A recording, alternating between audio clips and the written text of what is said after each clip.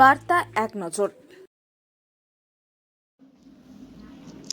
ইট বোঝাই ট্রাক্টরের প্রথমে মোটরসাইকেলে ধাক্কা মেরে চেপে গেল 4 চাকার গাড়ির ওপরে। ঘটনায় আহত 3 জন। ঘটনাটি ঘটেছে আসানসোলের ভগৎ সিং থেকে বার্নপুরগামী রাস্তার ওপরে। ঘটনাকে কেন্দ্র করে চাঞ্চল্য ছড়িয়েছে এলাকায়। স্থানীয় কাউন্সিলর শ্রাবণী বিশ্বাস জানিয়েছেন, একটি ইট বোঝাই ট্রাক্টর প্রথমে সামনের দিক থেকে আসা একটি মোটরসাইকেলে ধাক্কা মারে, তারপর সামনে থেকে আসা অন্য একটি 4 চাকা গাড়ির উপরে ট্রাক্টরের ইঞ্জিনের অনেক অংশই চেপে যায়। ঘটনায় 2-3 জন আহত হয়েছে। তাদেরকে উদ্ধার করে চিকিৎসার জন্য হাসপাতালে পাঠানো হয়। ঘটনাকে কেন্দ্র করে কিছুক্ষণের জন্য অবরুদ্ধ হয়ে পড়ে যান চলাচল। যদিও ট্রাফিক পুলিশের সহায়তায় ঘাতক ট্রাক্টরটি সরিয়ে যান চলাচল স্বাভাবিক করা হয়। অপরদিকে ঘাতক ট্রাক্টরের চালক পলাতক বলে জানা গিয়েছে সূত্রের খবর।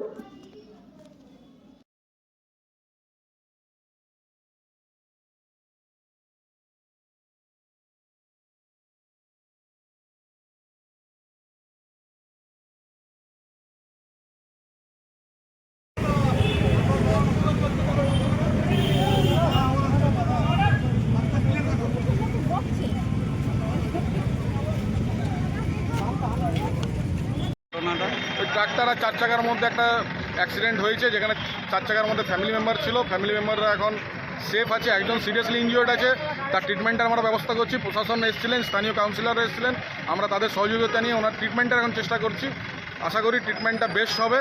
আমরা ভগবানের কাছে ভরসা রাখছি এবং প্রশাসন আমাদের সাথে আছেন এবং পরিবারের লোকজন আছেন। এই যে অ্যাক্সিডেন্টের 4 চাকার মধ্যেও ছিল, আবার যেটা শোনা যাচ্ছে যে বাইকের মধ্যেও নাকি আরো 2 জনকে মেরেছে। বাইকে ছিলেন। এখন আমরা দেখুন, আমরা এসছি, তখন আমরা 4 চাকার ব্যাপারটা বেশি যে সিরিয়াস আছেন তার নিয়ে জানি। বাইক হালকা চোট লেগেছেন, উনি ঠিক আছেন, ওনাকে রিকভারি করা। কজন ছিল ওই 4 চাকার মধ্যে? 4 জন ছিলেন, তার মধ্যে কারো কিছু না, একজনই সিরিয়াস লেগেছে। আর এই ধারে যে ট্রাক্টর যে মেরেছে, এই ট্রাক্টর মানে কোন ধার দিয়ে কোথায় যাচ্ছিল? দেখুন, আপনারা তো দেখলেন যে এই অ্যাক্সিডেন্ট দিয়ে যাচ্ছিল, উনি অপোজিট ডাইরেকশন দিয়েছিল, সেখানে অ্যাক্সিডেন্টটা হয়েছে। ঠিক আছে, আপনার নাম? আমার নাম আনন্দ উপাধ্যায়। এখানে একটা ট্রাক্টর অনেকটা ইট বোঝাই করে নিয়ে আসছিল, এই দিক থেকে আসছিল, আসানসোলের এই দিক থেকে আসছিল। প্রথমে একটা মোটর বাইককে ধাক্কা মারে, তারপরে সেটা আবার দিশাহারা হয়ে গিয়ে একটা 4 চাকাকে ধাক্কা মেরেছে। যেটা দেখা যাচ্ছে এখানে বা শোনা যাচ্ছে যেখানে 2-3 জন আহতও হয়েছে এবং তাদেরকে ইমিডিয়েটলি আমরা হসপিটালে পাঠানোর ব্যবস্থা করেছি, তাদের সুস্থতা কামনা করছি। এটাই হয়েছে, এই জন্য নতুন রোডও হচ্ছে, তার মাঝখানে পাশ দিয়ে এই ব্যারিকেডের এই পাশে এই অঘটনটা ঘটেছে। দিদি এত ব্যস্ততম একটা রোড, সেখানে দিনের বেলা ইট বোঝাই ট্রাক্টর কে অনুমতি দিচ্ছে চলার?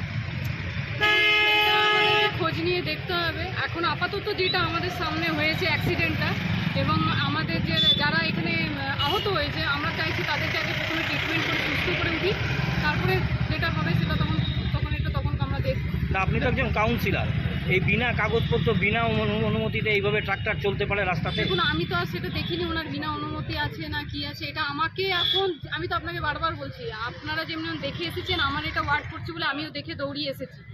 এবার কি করে কিরকমটা কি হয়েছে, এটা পুলিশ প্রশাসন আছেন, ওনারা এটার ভেতরে ভালো করে বলবেন কি হয়েছে না হয়েছে।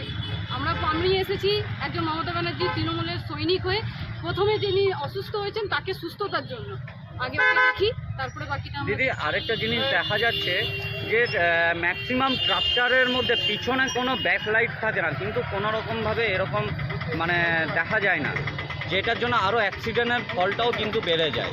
দেখুন, এখন তো দিনের বেলা, রাতের বেলাতে তো ওটা বোঝা যাবে।